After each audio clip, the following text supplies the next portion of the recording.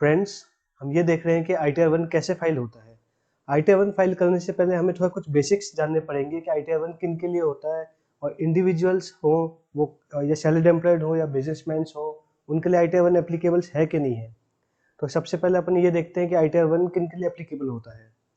जैसे हम income tax की साइट पे जाते हैं तो यहाँ पे हमको बहुत सारे ऑप्शंस आते हैं कि इंडिविजुअल HUFs हुए, कंपनीज हुए, नॉन कंपनीज हुए, टैक्स प्रोफेशनल्स हुए। तो हम ITR-1 फाइल करेंगे इंडिविजुअल्स के लिए, तो हम जाएंगे सैलरीड एम्प्लॉयड के लिए। यहाँ पे जाके हमारे पास ऑप्शन आता है return forms applicable to me. यहाँ पे हम इस पर क्लिक करेंगे तो हमको ये बता देता है कि कौन से एप्लीकेबल फॉर्म्स किसके लिए है। जैसे हमको ये दिखा रहे हैं कि सैलरीड इंडिविजुअल्स के लिए ITR-1 सहज फॉर्म होता है।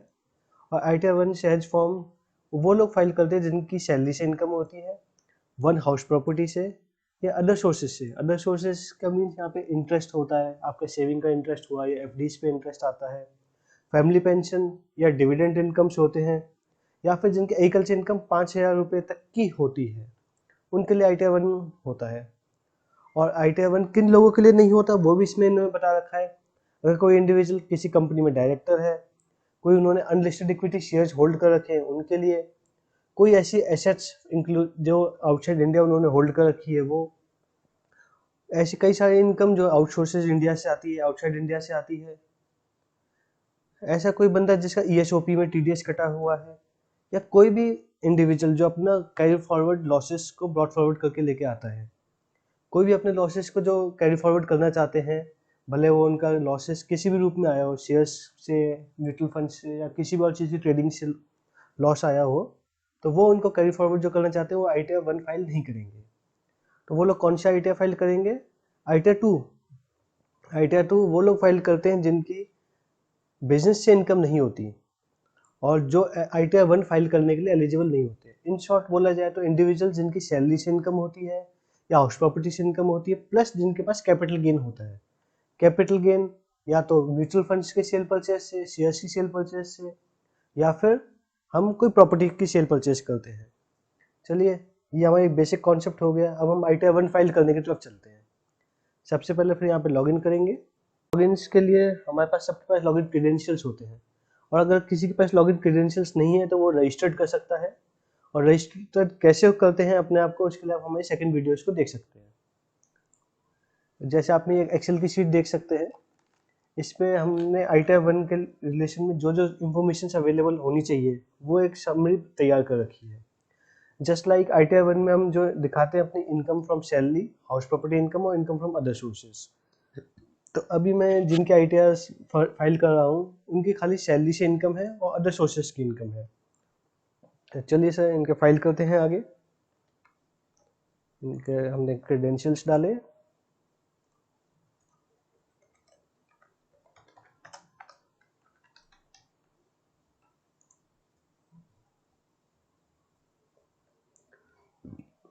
ये इनके पेज लॉगिन हो गया है।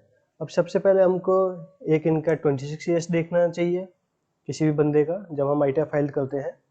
26 ईयर्स में हमारी सारी इन्फॉर्मेशन वो आ जाती है जो हम जितना भी हमारा जिस इनकम पे टैक्स कटा होता है, whether TDS, TCS, advance tax या आप कोई सेल्फ असेसमेंट का टैक्स सबमिट करते हैं, वो पूरी इन्फॉर्मेशन यहाँ पे दिख जाती है।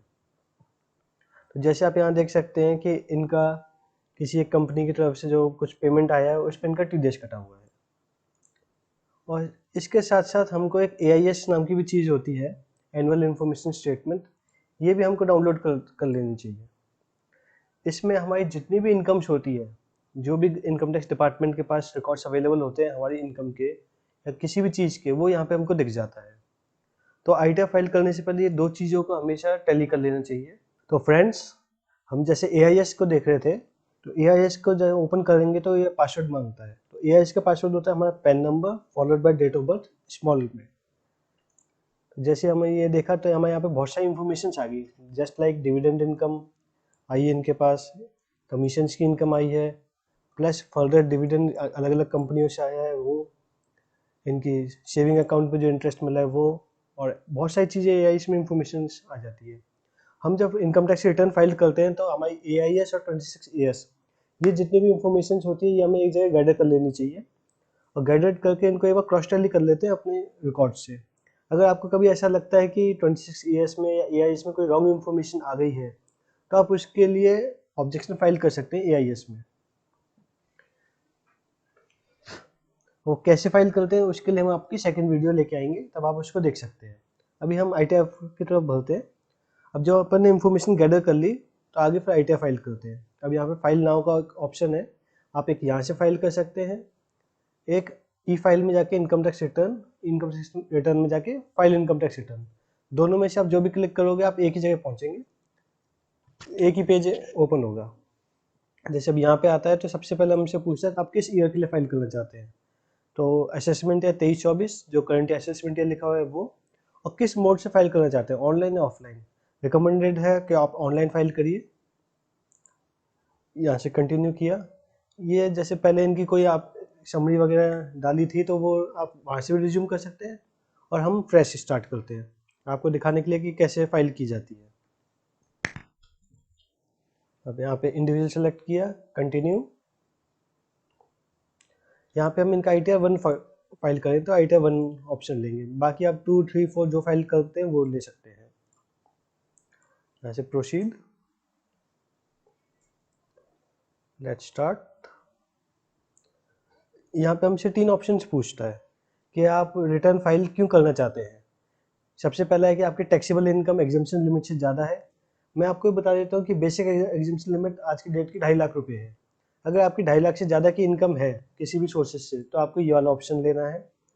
और अगर आप 2.5 लाख से कम है और आप किसी और रीजन से फाइल करना चाहते हैं, तो आपके पास 3 रीजन्स ये यहाँ पे आ जाते हैं।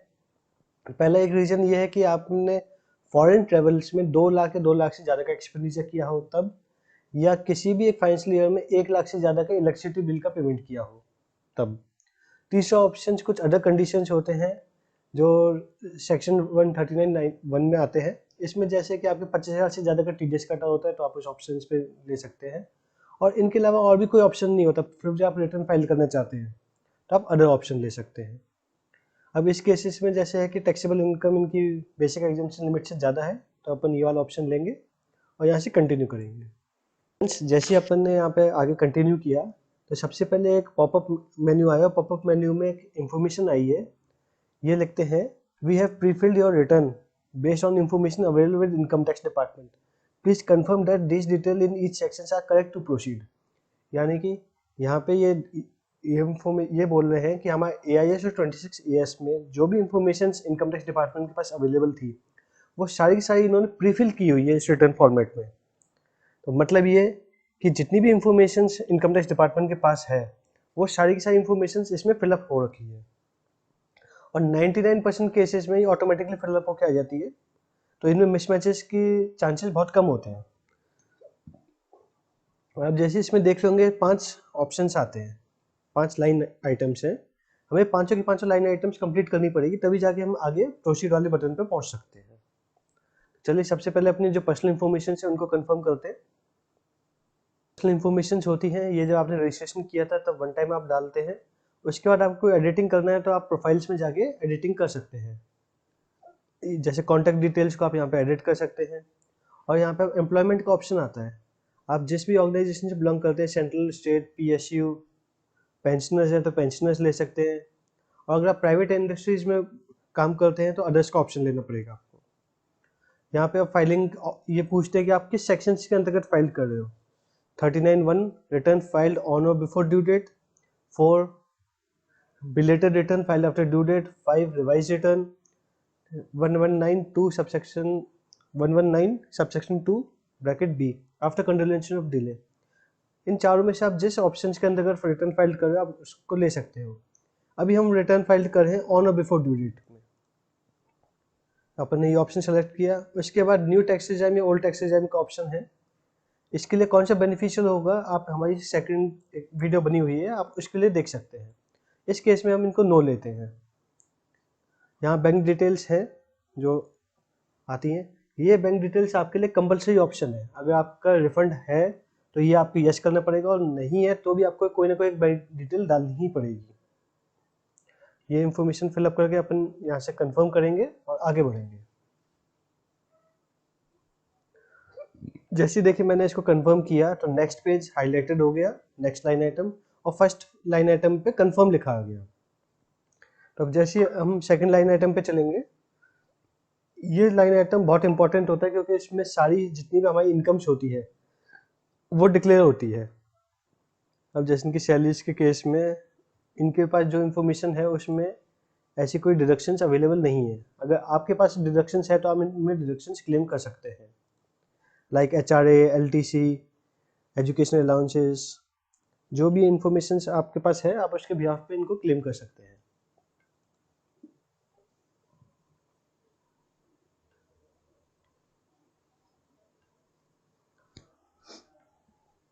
जस्ट लाइक इनकी सैलरी की इन्फॉर्मेशन हमारे पास है जो हमने फॉर्म 16 से लिया हुआ है, कि जिनकी basics, educational allowances, HRA, transport allowances, other allowances क्या क्या थे, तो इनकी टोटल सैलरी मिलके 3,69,858 होती है। और यहाँ पे हमको सैलरी का जो ऑप्शन आता है वो यहाँ आता है डालने के लिए, इनकम फ्रॉम सैलरी, यहाँ पे एडिट का ऑप्शन होता है। कब 99% केसेस में जिनका फॉर्म 16 जनरेट होता है और ट्रेसिस से डाउनलोडेड रहता है तो उनका इन्फॉर्मेशन यहाँ पे अपने आप आ जाती है। पर इस केसेस में इनका फॉर्म 16 ट्रेसिस से डाउनलोडेड नहीं है, ये इनका वैसे ही बना हुआ है, कंपनी ने वैसे ही दे दिया है क्योंकि इनका 26 ईयर्स में कोई अपडेशन नहीं था, उनकी कोई टीडीएस की लायबिलिटी नहीं थी, तो हमको यहाँ पे डालना पड़ेगा। तो ये जैसे अपन ने यहाँ पे एडिट किया तो यहाँ पे ये पेज आ गया है। इस पेज में हमको इनकी सैलरी डालनी पड़ेगी जो आ रही थी। सैलरी थी इनकी 369,858। और कोई परक्यूजर्स या प्रॉफिट एंड लीव ऑफ अगर सैलरी होता है तो वो अपन यहाँ डाल सकते हैं, इनके केसेस में 0 है।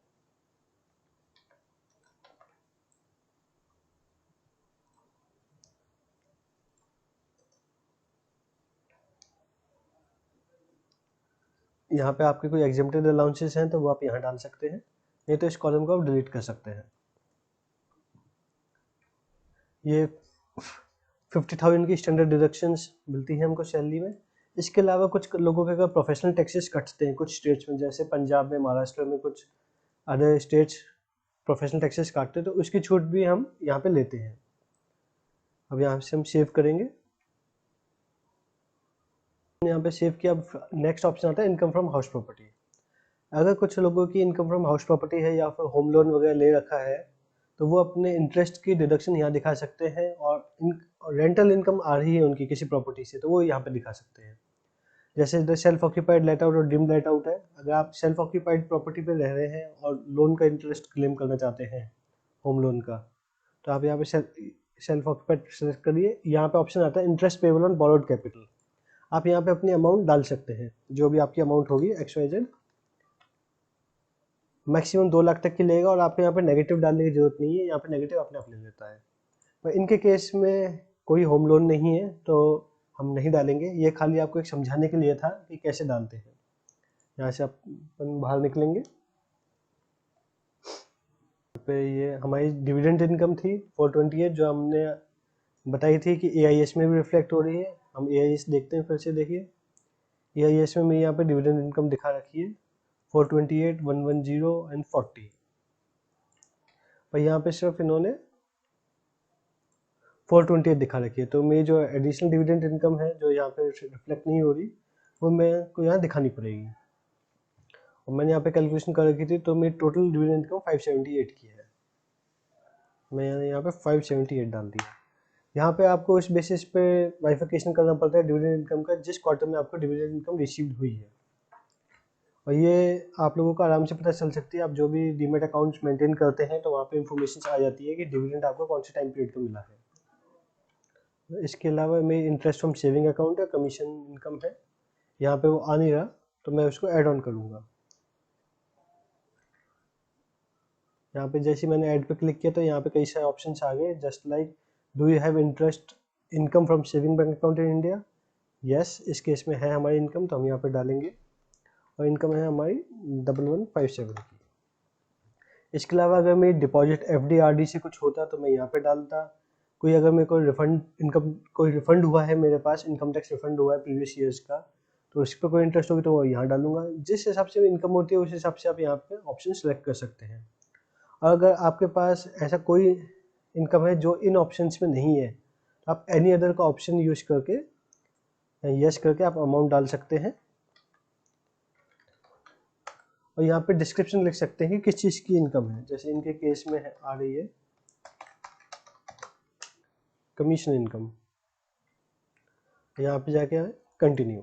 अभी अगर कोई आपकी एग्जेम्प्टेड इनकम्स होती हैं, जस्ट लाइक आपको LIC का कोई क्लेम मिला है, आप रिटायर्ड होके आए हो, कोई ग्रेजुएटी मिली है, कोई लीव एनकैशमेंट मिला है, तो आप वो यहाँ पे डाल सकते हैं। हम आगे बढ़ते हैं, अब कंफर्म करते हैं। अब जैसे ही हम ये सेकंड लाइन आइटम कंफर्म करेंगे तो थर्ड लाइन आइटम हाईलाइटेड हो जाएगा। देखिए जैसे हमने ये कंफर्म किया तो थर्ड लाइन आइटम हाईलाइटेड हो गया, और जैसे अब हमने थर्ड को नहीं किया तो फोर्थ हाईलाइटेड नहीं है, फोर्थ पे हम जा नहीं सकते।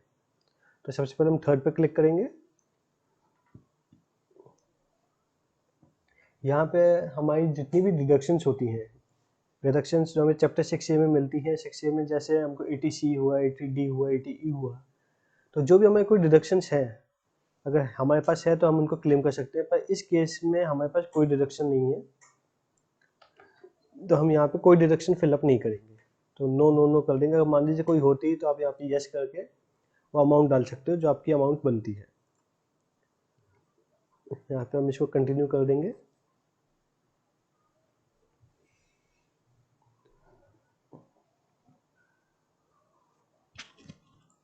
जैसे हमने डिडक्शंस वाले कॉलम को कंफर्म किया, तब जाके हमारा टैक्स पेड वाला जो कॉलम है वो हाईलाइटेड हुआ। तो मतलब ये है कि जैसे आप पहले फर्स्ट स्टेप कंप्लीट करोगे तब जाके आपका सेकंड ऑप्शन एक्टिवेटेड होगा। अब हमने इनके डिडक्शंस कुछ भी नहीं थे तो हमने जीरो डाल के कंफर्म कर दिया। अब नेक्स्ट पेज आता है टैक्स पेड का। जो भी इनके टैक्स डिडक्ट हुए हैं TDS के रूप में, TCS के रूप में, या फिर advance tax, self assessment tax, जो भी इन्होंने जमा किए हैं उनकी डिटेल यहाँ आ जाती है। जैसे इनका 676 रुपीज का TDS कटा हुआ था, तो वो इनका यहाँ पे पहले से शो ऑफ हो रहा है। अब बस हमको इनको एक बार क्रॉस चेक करके कंफर्म करना है। हम यहाँ पे इनको कंफर्म कर देते हैं कि हाँ हमारा इतना ही टैक्स कटा हुआ है, इतनी इनकम है हमारी उस रेफरेंस में। और यहाँ पे टैक्स पेड हमने कंफर्म कर दिया, और फिर टैक्स लायबिलिटी वाला जो ऑप्शन है वो हाईलाइटेड हो गया। अब जैसे ही मेरे टैक्स लायबिलिटी वाला कॉलम आया, यहाँ पे मेरे पास डिटेल आ गई कि टैक्स लायबिलिटी में कैसे कैलकुलेट हो रही है। यानी मेरी ग्रॉस टोटल इनकम कितनी थी, कोई डिडक्शंस है तो वो डिडक्शंस क्लेम करेगा, उसके बाद मेरी नेट इनकम कितनी बनती है आफ्टर डिडक्शंस, वो यहाँ आ गया। उसके ऊपर मेरी टैक्स लायबिलिटी कितनी बनती है। इस केसेस में इनका कोई जियो टैक्स लायबिलिटी आई है, तो हम आगे बढ़ते हैं। यहाँ पे कंफर्म किया, जिसकी जैसी टैक्स लायबिलिटी होगी वो उस हिसाब से इसको चेक करके अपनी कंफर्मेशन दे सकते हैं। अब पांचों के पांचों स्टेप हमें कंफर्म हो गए, तब जाके आप देखिए प्रोसीड का ऑप्शन हाईलाइटेड हुआ है। प्रोसीड पे हम क्लिक करेंगे।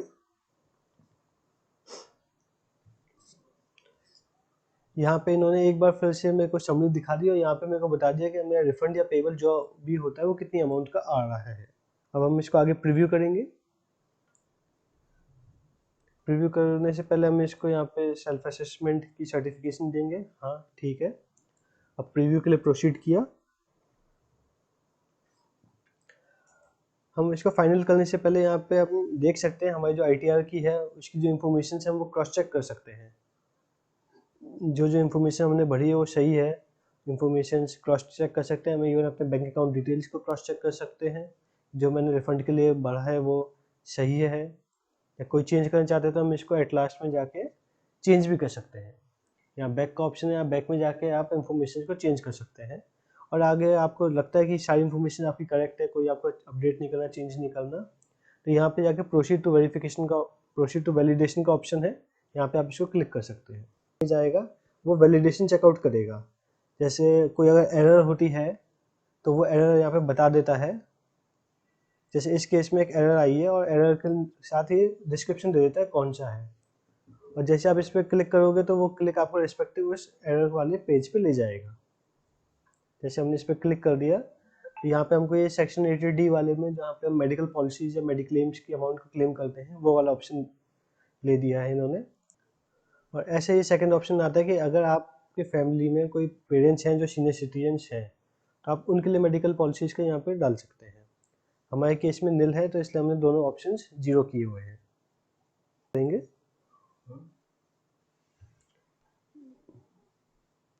कंफर्म करके आप देखेंगे हम उसी पेज पे आ गए हैं जहाँ पे हमारे पास प्रोसीड का ऑप्शन था। अब हम यहाँ से फिर दोबारा प्रोसीड करेंगे।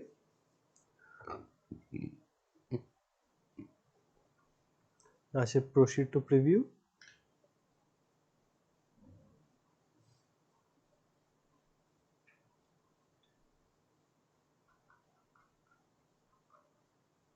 यहाँ पे प्रोसीड टू वैलिडेशन। अब इस केसेस में देखिए हमारे पास कोई एरर नहीं है, जो एरर थी वो हमने रेक्टिफाई कर दी। अब वैलिडेशन सक्सेसफुल हो गया, तो यानी हम इसको वेरिफिकेशन पे प्रोसेस कर सकते हैं। और वेरिफिकेशन के लिए यहाँ पे देखिए सबसे पहले एक नोट दे रहा है, please note that it is mandatory to verify the return और revision of this return is not possible unless verified. मतलब कि आप जब रिटर्न को वेरीफाइड करेंगे तभी जाके आपकी रिटर्न वैलिड मानी जाएगी। और अगर आपको रिटर्न में रिवीजन करना है, कोई रिवाइज रिटर्न फाइल करनी है, तो जब तक आप फर्स्ट रिटर्न को, ओरिजिनल रिटर्न को वेरीफाई नहीं करेंगे तब तक आप रिवाइज रिटर्न फाइल नहीं कर सकते हैं। तो इस केस में हमारे पास 3 ऑप्शन आते हैं, ई वेरीफाई नाउ, ई वेरीफाई लेटर और वेरीफाई वाया ITR 5 या इसको ITR V भी कहते हैं। ई वेरीफाई ऑप्शन में तो हम as on instantly Aadhaar OTP लेके वेरिफिकेशन कर सकते हैं।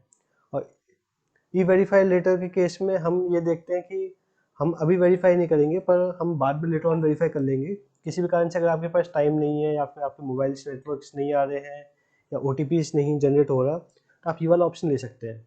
और अगर आपको लगता है कि नहीं, मैं आधार कार्ड और फ़ोन नंबर रजिस्टर्ड नहीं है, आधार और पैन नंबर आपस में लिंक नहीं है, तो आप इन दोनों ऑप्शंस की जगह आप ये वाला ऑप्शन ले सकते हैं, वेरीफाई वाया ITR V। और आपको एक sign copy CPC Bangalore send करनी पड़ेगी विदिन 30 डेज ऑफ वेरिफिकेशन। तो हम ये वाला ऑप्शन लेंगे इंस्टेंटली आधार OTP वाला। यहाँ से हमने कंटिन्यू किया, पर यहाँ पे हमारे पास फिर 2 ऑप्शन आता है कि I would like to verify via OTP on mobile number registered with Aadhaar और वाया DSC और via net banking, bank account, demat account, बहुत सारे ऑप्शन आते हैं इसमें। पर हम रिकमेंड करेंगे कि आप मोबाइल OTP से आधार बेस पे लीजिएगा।